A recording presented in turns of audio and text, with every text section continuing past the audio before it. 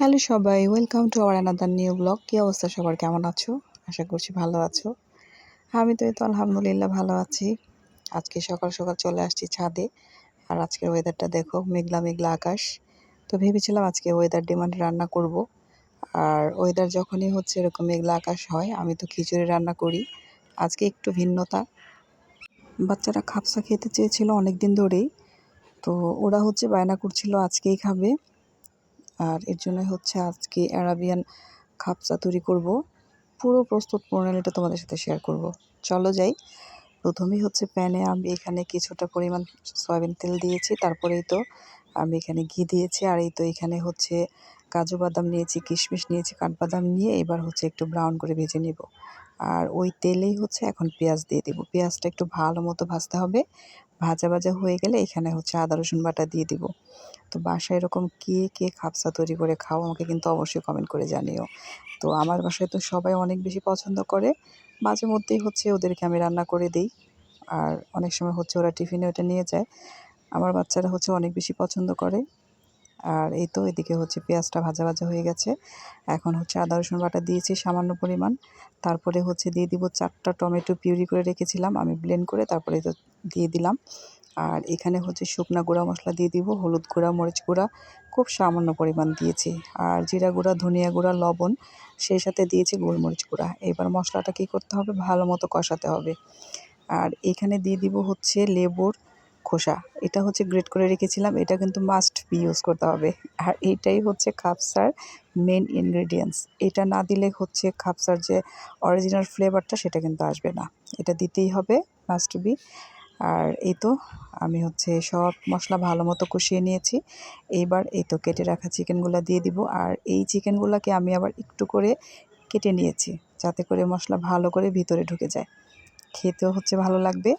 আর যেহেতু চিকেনগুলো আমি আলাদা আবার একটু ভেজে নিব, এতে করে হবে কি মশলাগুলো ভিতরে ঢুকে যাবে। আর ভাজার পরেও হচ্ছে ক্রিস্পি থেকে যাবে, ভিতরে অনেক বেশি জুসি জুসি থাকবে। আর সেজন্য এই তো এবার ঢাকনা দিয়ে ঢেকে 5 মিনিট রেখে দিব। আর দেখো চিকেন থেকে কি পরিমাণে পানি উঠেছে আমার। এইবার হচ্ছে আবার একটু নেড়ে চেড়ে দিয়ে তারপরে হচ্ছে এখানে হচ্ছে পানি ঢেলে দিব পরিমাণ মতো। কারণ হচ্ছে আজকে আমি 4 কাপ পরিমাণ বাসমতি চাল নিয়েছি মেজারমেন্ট কাপ দিয়ে। আর এখানে হচ্ছে 8 কাপ পরিমাণ পানি নিয়েছি, ডাবল দিতে হবে পানিটা। তো এই তো এখানে 8 কাপ পানি দিয়ে তারপরে এখানে কাঁচামরিচগুলো দিয়েছি। দিয়ে এবার হচ্ছে বলক আসা পর্যন্ত অপেক্ষা করতে হবে। প্রথমে হচ্ছে একটু নেড়ে চেড়ে দিচ্ছি, তারপরে তো ঢাকনা দিয়ে আবার ঢেকে দিব। তো তারপরে দেখব যে আমার চিকেনটা কতটুকু সেদ্ধ হইলো। তো এখন দেখলাম যে প্রায় 99% সেদ্ধ হয়ে গেছে। এবার হচ্ছে আমি নামিয়ে ফেলবো। আর এই তো চিকেনগুলো হচ্ছে এখন নামিয়ে ফেলবো।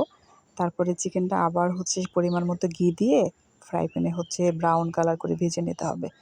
আর এই যে পানিটা রেখেছিলাম, এই ফুটন্ত পানিতে এখন হচ্ছে ধুয়ে রাখা বাসমতি চাল, এটা আমি এখানে ইউজ করব। আসলে বাসমতি চাল দিয়ে হচ্ছে খাপসাটা তৈরি করা হয়। এটা দিয়ে খেলে অনেক বেশি টেস্ট আসলে পাওয়া যায়, অ্যারাবিয়ান একটা টেস্ট যেটা সেটা পাওয়া যায়।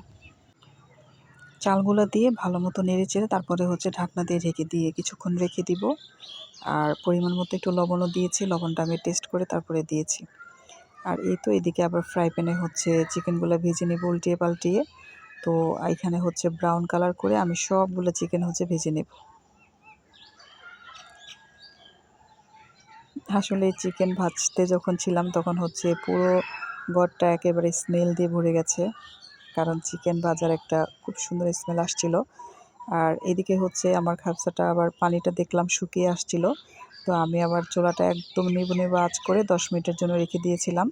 তো খাবসাটা পুরোপুরিভাবে রেডি হয়ে গেছে। আর এখন হচ্ছে ডেকোরেশন করব।